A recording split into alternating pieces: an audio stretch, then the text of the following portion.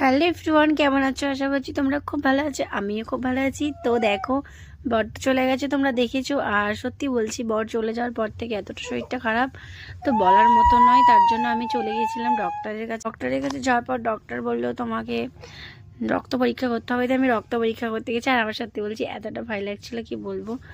তো মানে মানে খুব ভয় লাগে আমার ইঞ্জেকশন নিতে, বা ছোঁচ যদি শরীরের মধ্যে ফোটায় আমার খুব ভয় লাগে। তোমাদের কি ভয় লাগে? তোমরা একটু কমেন্ট করে জানাবে তো কার কার ভয় লাগে।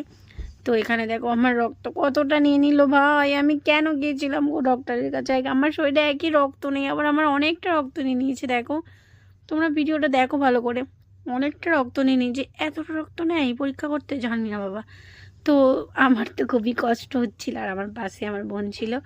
তো আমার বোন তো একটু একটু করে ভিডিওটা করছিল লুকিয়ে লুকিয়ে। তো রক্ত নেওয়া হয়ে গেছে, এরপর এখানে তুলো দিচ্ছে।